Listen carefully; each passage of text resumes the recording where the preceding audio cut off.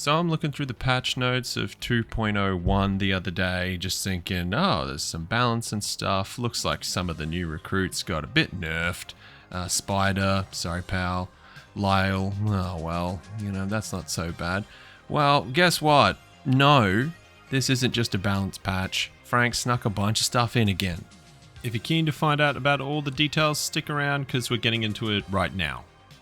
Okay, so what's new? Well, there's 3 new areas at least, with all new enemies, a few new super bosses, a lot of new items, a lot of new weapons, including a handful of Easter egg weapons that are a homage to the game testers of Look Outside.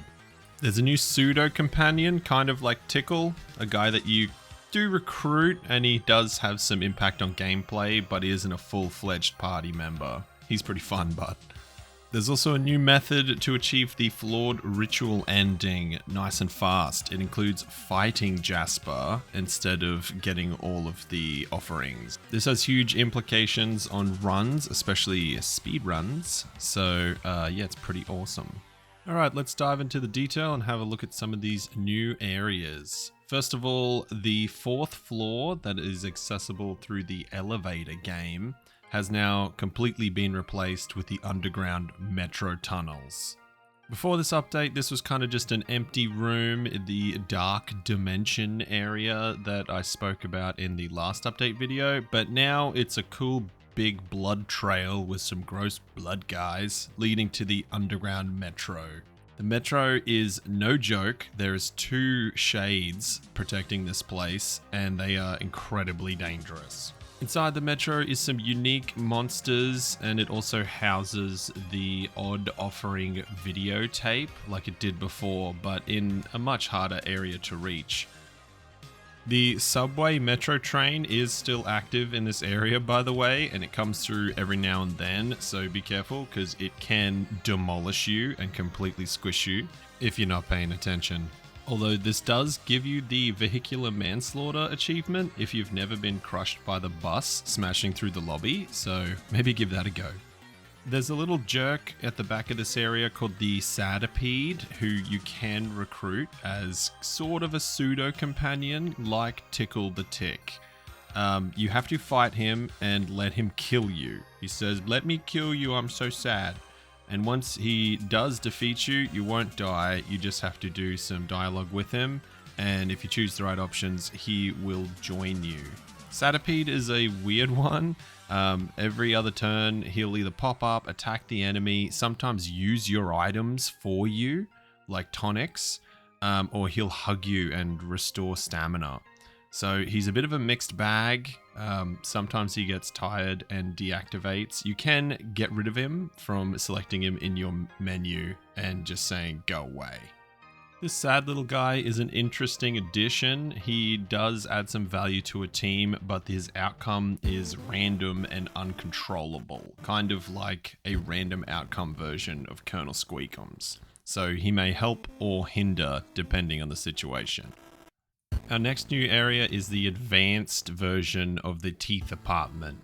Once the door to the teeth apartment, the mouth, closes, several days later it'll open back up and it'll be this teeth hellscape area where everyone within the teeth apartment has become a complete monstrosity.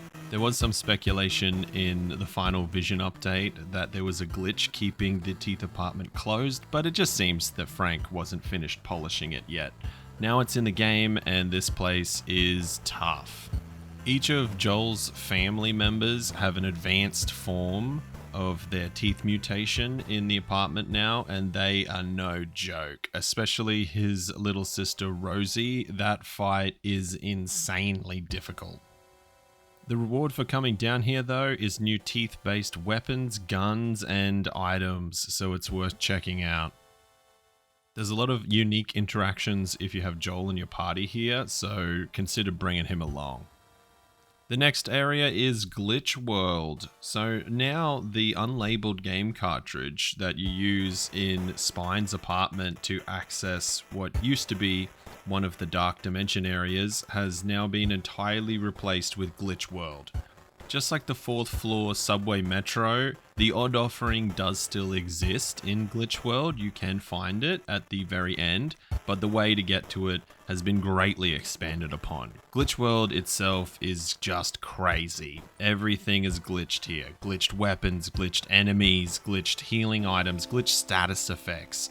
There's even a secret glitched super boss in this area that isn't quite in the game yet, but it is available to challenge in the public beta. If you want to find out more info about this super boss, then go check out friend of the channel Schlog's latest video where he takes on the super boss solo in cursed mode. Pretty impressive, Schlog. Good job. I'll leave a link to that video in the description. There is a new secret pathway in the fungal lair right in the room with the Spore Queen that leads to a new super boss, Komadus. This guy is rocking the classic Wandering Samurai Master trope with his soul blade, who's looking for a challenge. His name, Komadus, is clearly a reference to the Coprinus Komadus mushroom that his design is based off of.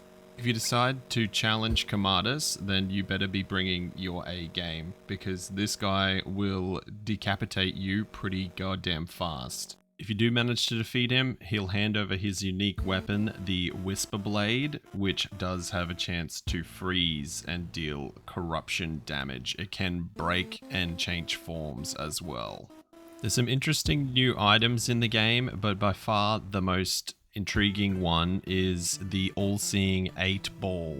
This item can be found in the trash cans around the apartment complex and has some pretty interesting mechanics. It appears to be an Easter egg to the Kingdoms of the Dump game that Frank has been contributing to recently. It released just this week.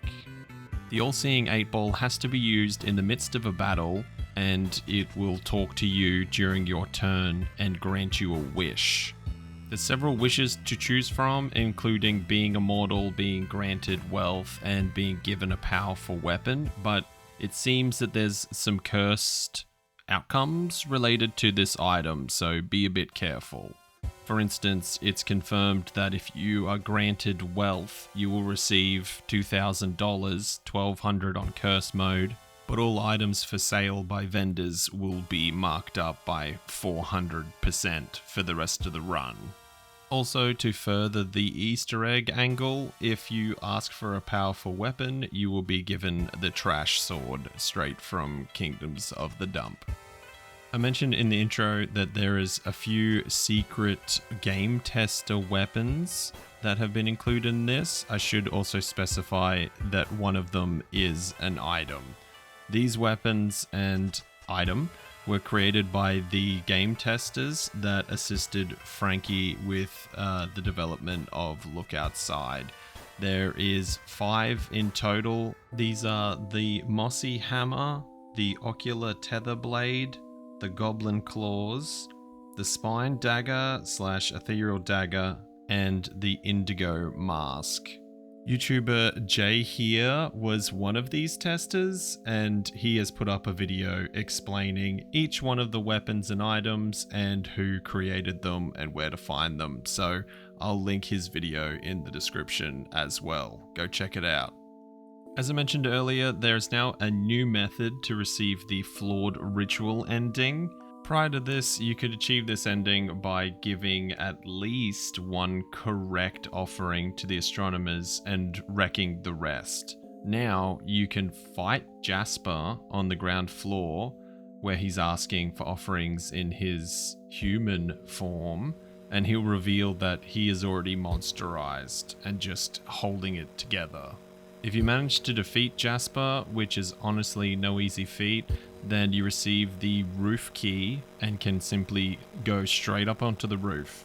If you do decide to go up to the roof without any of the astronomers, then you're going to split in half and get the failed ritual ending straight away. However, you can now trick the other 3 astronomers, or 1 or 2, up to you, to go up into the roof by saying, Jasper's already up there, you better get going. If you do go down this route and you give them the right offerings, There is now 3 new variations of the Chaos Quartet. Depending on how many astronomers have gone up to the roof, you can either fight the Discordant Triune if there's 3, the Unholy Duet if there's 2, or the Chorus of 1 if you only get 1 astronomer up there. These 3 different variations of the boss slowly get easier depending on how many astronomers get pulled into this monstrous form. Try not to be too bold, however, because even the Chorus of 1 has 1200 HP and will use Black Hole on you constantly. Depending on who you send up to the roof, this amalgam of astronomers will use different abilities based on each one of those different characters. Beryl uses the Envious Glance, which deals acid damage and can inflict acid burn. Asta will use the Serene Gaze, which deals cold damage and can put you to sleep. And Aurelius uses the Joyful Peak, which does shock damage and has a chance to inflict paralysis. I should also mention that Frankie Pixel Show has blocked achievements from activating on the failed ritual ending. Now, to get those achievements, some of the challenge running ones, you'll have to do at least Xenomon or the Flawed ritual ending. For anyone who has tried the hardest achievements made easy route from last week's stream, I'm sorry, but it's just not going to work. We're going to have to update our strategy on that one. Okay, now that we've discussed all the stuff that was left out of the patch notes, let's have a look at what Frank did mention. So the monsters in the meat world got a fair bit of balancing. There's now some more unique designs in there. Now they've got a little more flavor. The boss gauntlet from the mask ending, as in all the astronomers' monstrified forms and the mask himself, have gotten some balancing and some changes. That ending is now a little more difficult.